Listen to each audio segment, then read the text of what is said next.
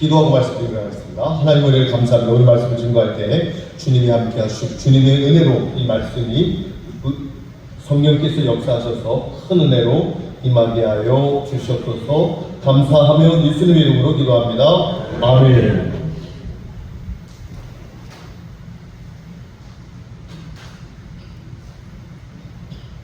종말을 대비하는 사람들의 종류가 있습니다. 하나님이 제시하는 구원의 방법이 오늘 말씀 가운데 나옵니다. 산으로 도망쳐. 산이 우리를 보호하는 건 아닌데 무슨 말일까 한번 오늘 말씀을 통해서 나누려고 합니다. 멸망하는 이 소돔성에서 망하게 된 롯의 가족을 손잡아서 밖으로 이끌어낸 천사가 한 말입니다. 롯에게 이렇게 당부를 하죠. 롯아, 산으로 도망하여 멸망함을 면하라, 피해라. 들에 머무르지도 말고 돌아보지도 말라. 경고였죠. 하나님이 롯에게 제시하신 구원의 방법은 산으로 도망가라는 이야기입니다. 하나님께서 피난처를 제공하시고 그 산으로 도망하라고 지금 말씀하신 겁니다. 산으로 도망하라는 말씀은 쉽게 얘기하면 죄악에서 멀리 떨어져라 그 말입니다. 죄악의 도시에서 멀리 떨어져 있으라 그 얘기입니다. 죄악의 공해가 없는 곳으로 가라는 그러한 말입니다. 하나님이 제시한 구원의 방법은 죄에서 멀어지라는 이야기입니다. 소돔과 고모라, 멸망의 땅, 불이 떨어지는 땅에서 멀어지라는 이야기입니다. 요한계시록 18장 4절에 하늘로서 다른 음성이 나서 가로되 내 백성아 거기서 나와 그의 죄에 참여하지 말고 그의 받을 재앙들을 받지 말라 말씀하셨습니다. 하나님의 진노는 죄가 있는 곳에 쏟아지죠. 그러므로 죄를 버려야 구원을 받을 테니 어서 죄를 버리고 죄에서 멀리 떠나 있으라는 것이 오늘 말씀에도 나오며 성경에 일관된 하나님의 주장입니다. 또 산에는 나무가 있잖아요. 성경에는 이 예수님을 나무로 비유하잖아요. 누가복음 23장 31절에도 나무로 예수님을, 푸른 나무로 예수님을 비유합니다. 푸른 나무는 예수님을 지칭하는 그런 비유입니다.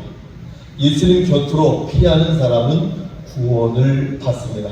성경에서 말씀하시죠. 예수님께 가까이 가는 것, 그것이 바로 구원의 방법인 줄 믿습니다. 다른 방법은 없습니다. 사도행전 4장 12절에 다른 이로서는 구원을 얻을 수 없나니 천하인간의 구원을 얻을 만한 다른 이름을 우리에게 주신 적이 없다 말씀합니다. 야고보서 4장 8절에 하나님을 가까이 하라. 그리하면 하나님께서 만나 주실 것이다. 돌아보거나 머무르지 말라는 말씀은 신앙생활을 하면서 미련 때문에 세상에 되돌아가지 말라는 이야기입니다. 세상을 사랑하면 안 된다는 이야기입니다. 예수 믿다가 세상으로 돌아가면 전보다 더 못하게 됩니다. 그러나 롯은 다른 방법을 구했죠. 그리고 그 결과는 불행했습니다. 두 번째, 롯이 요청한 구원의 방법은 뭘까요? 아주 쉬운 방법을 하나님께 제시합니다. 롯은 하나님께 뭐라고 말씀합니까? 우리가 읽었죠? 하나님, 산까지는 너무 멀어요. 가는 도중에 죽을 것 같아요. 그러므로 작은 성 소알로 가게 해주세요. 그렇게 요구합니다. 인간은 구원해달라는 하나님 앞에 간청할 수도 있어요.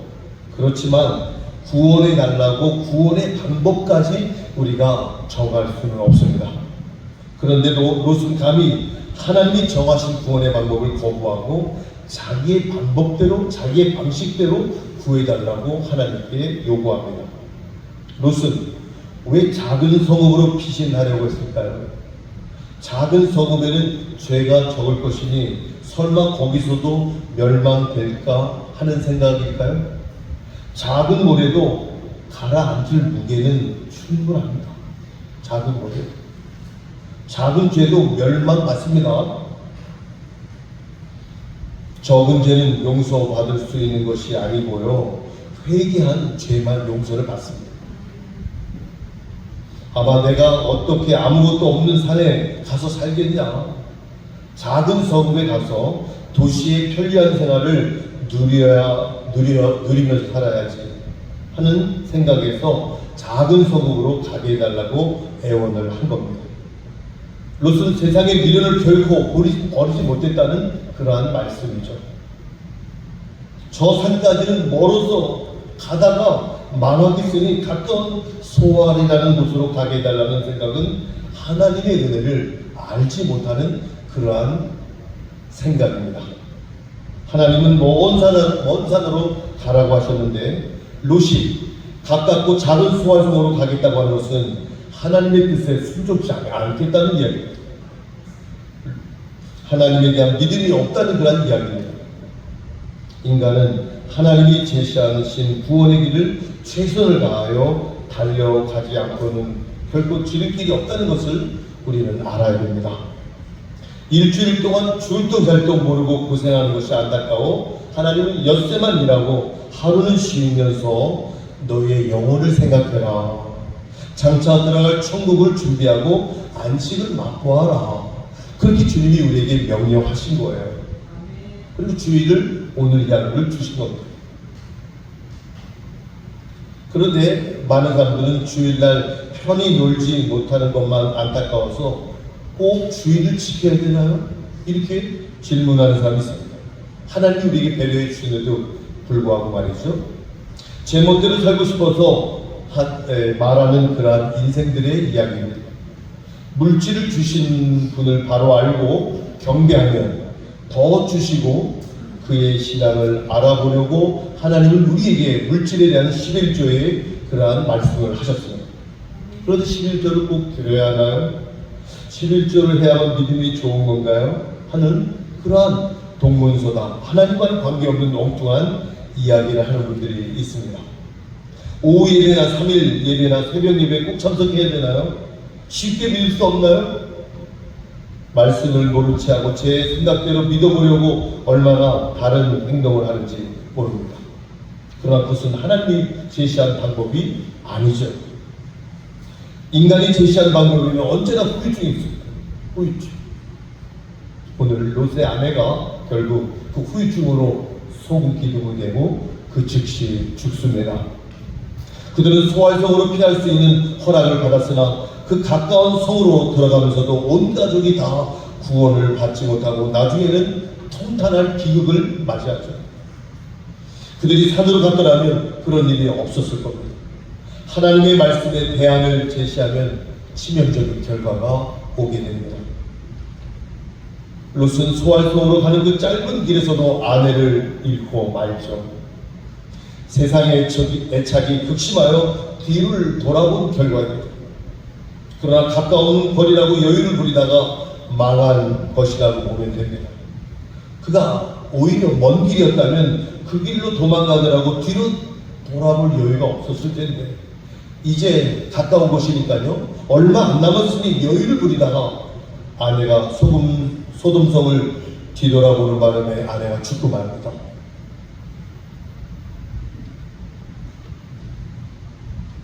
하나님께 순종한 길이 아닌 인간이 자기 의지로 선택한 길은 언제나 손해가 되며 후회가 됩니다.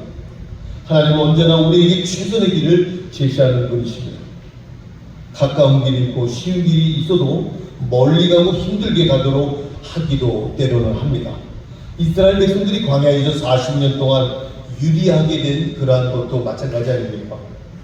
이스라엘 백성들은 1주, 2주며 갈 수 있는 길을 40년 동안 그 광야에서 돌아서 40년 동안 방황하며 가나안 땅에 가게 되는 그러한 역사를 우리는 알 수 있습니다. 어리석은 인간은 하나님의 말씀을 미련해가면 해석하고 말씀에 순종하면 자기에게 해가 될 줄 아는 사람들이 있어요. 그렇지 않거든요. 그래서 하나님의 뜻을 자기 생각대로 바꿔보려고 자꾸 애쓰습니다. 그 방법은 결국 후회가 되는 후유증이 나타나게 되죠. 그러나 결국 우리의 생각은 자신을 망하게 하는 것이고 하나님과 원수가 되는 길을 가게 되고 맙니다. 하나님의 생각이 가장 탁월합니다. 자기의 생각을 앞세우지 말아야 됩니다.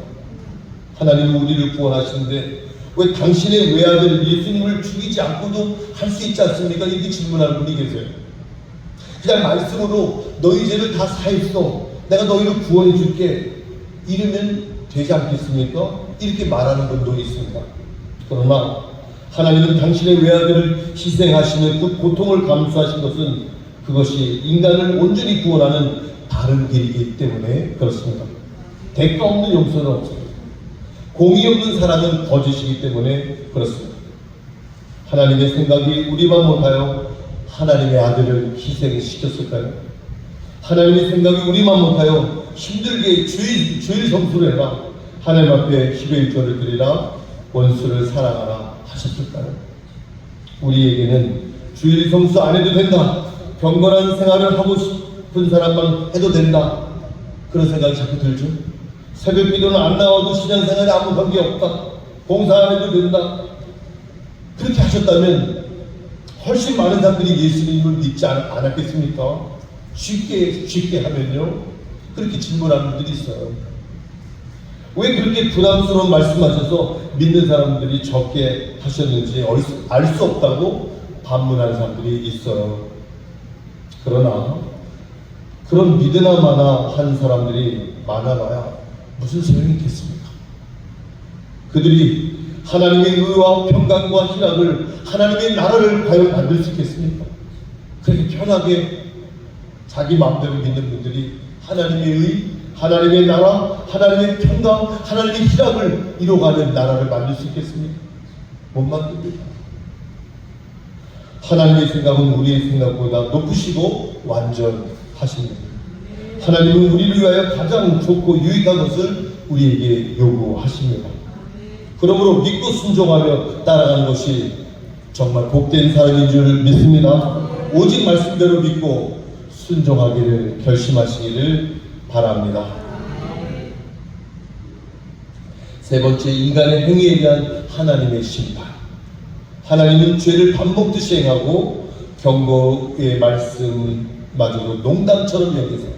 오늘 성경에 보니까 농담처럼 여기세요. 농담처럼. 하나님의 심판을, 하나님의 말씀을 농담처럼 여겼다는 겁니다. 이러한 사람들을 불로 심판하셨습니다. 하나님은 소돔 성과 그 주위의 성들의 유황불을 비와같이 쏟아내렸습니다. 그 성에 있는 모든 것을 다 태워버렸습니다.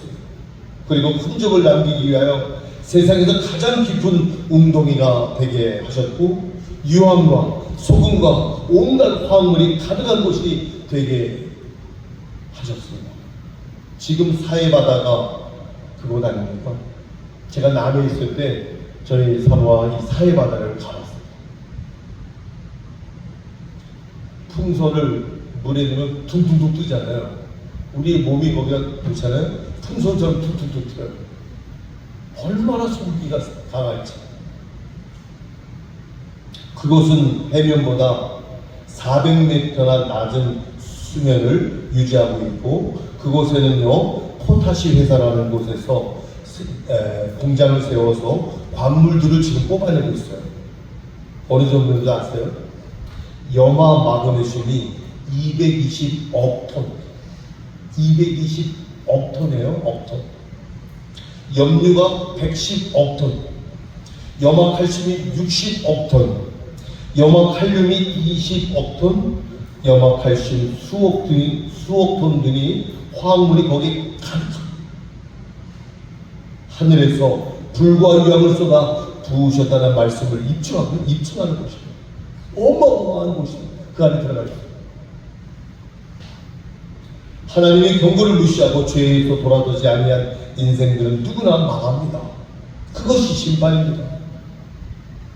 롯의 아내는 결코 뒤를 돌아보지 말라는 경고를 무시하고 뒤를 돌아보다가 즉사하잖아요.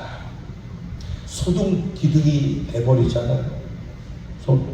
그는 소돔성에 남겨놓은 길들은 살림살이와 정든 세상 것을 쳐다보다가 뒤를 돌아보다가 망한 거죠. 하나님의 말씀보다 세상에 애착하면 망하게 됩니다. 누가복음 17장 32절에 예수님이 세상 것에 너무나 애착을 갖는 사람들을 향해서 뭐라고 말씀하셨어요? 롯의 아내를 생각해라. 롯의 아내를 생각해라. 경고죠. 우리는 이 세상이 아니라 천국에 더 마음이 있는 사람들입니다. 그래서 찬양에 이런 찬양이 있죠. 이 세상은 나그네 길, 나는 다만 나그네. 나의 집은 저 하늘 저 너머에 있고 천사들은 하늘에서 날 오라 부르네.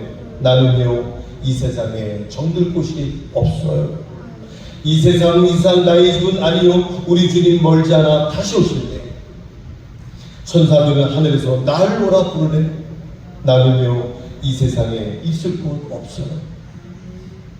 찬양이 아주 은혜스러운 찬양이 있습니다. 이 멸망의 그 시간에 그때 의인 아브라함은 멀찌감치도 소돔과 고모라가 멸망하는 모습을 또렷이 봅니다. 연기가 오늘 말씀의 옹기정 가마의 연기처럼 치밀어 올라가는 것을 보면서 아브라함은 생각합니다. 하나님께서 자기를 거기에 살지 않게 해주신 것을 감사했을 겁니다. 일찍이 세상의 욕심과 결별하고 소돔성 주변이 아닌 산비탈에 거하면서 날마다 하나님과 교제하며 하나님만 믿고 살게 하신 그 은혜가 얼마나 값진 것인가를 그때 소돔과 고모라가 멸망하는 그걸 바라보면서 하나님 앞에 감사했을 겁니다. 사랑하는 성도 여러분, 우리는 죄악의 도성 소돔과 멀찌감치 떨어져 살았던 그 아브라함처럼 그 멸망하는 모습을 바라보면서 자기를 구원하신 하나님의 은혜에 감사하는 아브라함과 같은 진실한 성도가 되실 수 있기를 간절히 주님의 이름으로 축원합니다. 아브라함은 세상의 모든 즐거움 그런 것들과 거리를 두고 살았다는 것. 그는 물질 문명이 발달한 소돔의 반대편에서 살았죠. 아침 저녁으로 하나님을 만나고 눈을 들어 동서남북에 펼쳐진 하나님의 능력을 바라보며 하나님의 능력을 체험하며 살았습니다. 그랬더니 죄악 세상에 닥치는 멸망과 상관없는 먼 곳에서 바라보는 그러한 사람이 되었습니다. 소돔이 아무리 유황 불에 타고 사해 바닥이 가라앉아도 아브라함에게는 아무런 화가 미치지 못했습니다. 왜냐하면 소돔과 고모라 멀리 떨어져 있었습니다. 그리고 하나님께 가까이 있었습니다. 세상이 아무리 두려운 모습으로 그 최후를 맞이할지라도 자신을 지켜 쇠속에 물들지 않게 하며 믿음을 지킨 성도들에게는 멸망이 가까울 수 없다는 진리를 오늘 말씀을 통해서 우리에게 알려주고 있습니다. 많은 사람들이요 아브라함을 저 소돔과 고모라 기름진 땅을 죄악이 관영한 땅이죠. 저걸 놔두고 저 비탈진 반대편에 가는 그 아브라함을 바라보면서 바보라고 했어요. 적은 수입을 가지고도 손안일에 넉넉했던 아브라함. 그렇게 바쁜 중에도 돈 욕심 없이 주일 성수를 위해 살았던 그러한 주님 곁에서 있었던 성도들이 결국 하나님 앞에 영광스러운 그러한 일꾼들이 될 것입니다. 23절에 뭐라 그래요? 롯이 소알에 들어갈 때 해가 돋았다. 그날 롯이 소알로 도망치던 날이죠. 그날은 천사들이 하늘에서 불이 쏟아진다고 경고한 날입니다. 그날 그 몇 시간 뒤에 불이 쏟아졌습니다. 온 성에 불바다가 된 겁니다. 그런데 그날 아침에는 여전히 하늘은 맑았고요. 소돔 사람들은 솟아오르는 태양을 바라보면서 말하기를 재앙이 무슨 재앙이냐? 말도 안 되는 소리 하지 마라. 이런 맑은 날에 무슨 재앙이 내린다고 그따위 거짓말이야? 하고 롯을 비난했을 겁니다. 그러면서 오늘도 기분 좋은 날이다. 오늘은 어디 가서 놀지? 오늘은 어디 가서 주일날을 놀지? 그러한 어리석은 희망을 생각했을 겁니다. 그리고 소돔성이 망한다고 도망친 롯의 뒷모습을 바라보면서 저 바보, 이 맑은 날 하늘에서 무슨 재앙이 내린다고 저야가냐. 이 재산을 다 놔두고 이 모든 걸 다 놔두고 도망치는 롯의 가족을 바라보면서 비웃었을 겁니다. 그렇죠. 오늘도 그렇지 않습니까? 과학이 발달하고 모든 것이 풍성한 이러한 대한민국에 우리는 살고 있습니다. 미래가 밝게만 느껴지죠? 그런데 무슨 심판이 있고 무슨 종말이 온단 말이야. 그렇게 말할 수 있겠죠? 그날 아침에도 변함없이 찬란한 태양은 떴습니다. 바로 그날 그 아침에 그 하늘에서 하나님의 진노의 불이 내려왔다는 사실을 기억하시기 바랍니다. 롯의 아내를 기억하시기를 바랍니다. 그들은 생각지 않는 진노의 심판을 받아 회개할 기회도 얻지 못하고 망했습니다. 사랑하는 성도 여러분, 이러므로 너희도 얘기하고 있으라. 생각지 않은 때에 인자가 올 것이다. 주님의 날을 기다리며 주님이 언제 오실지 모르는 우리는 이 순간을 살고 있습니다. 항상 준비하고 항상 믿음으로 주님과 가까이 하고요. 죄와는 멀리 떨어져서 아브라함처럼 여유 있는 마지막 날을 맞이하고 그날 이후에는 영원한 주님의 나라가 함께할 수 있는 그러한 성도들이 되실 수 있기를 간절히 주님의 이름으로 축원합니다. 아브라함의 그 믿음을 따라 죄와는 멀리 소돔과 고모라 멸망하는 그 순간에도 하나님 앞에 가까이 있던 그 아브라함의 선택, 하나님과 더 가까이 가려고 했던 아브라함의 선택을 여러분의 선택이 되기를 간절히 바랍니다. 기도하겠습니다.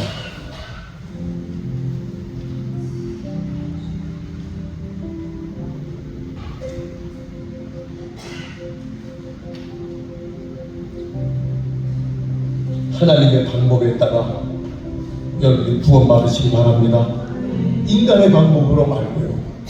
주님 말씀하신 대로 주님과 가까이 죄와는 멀리 살아가겠습니다.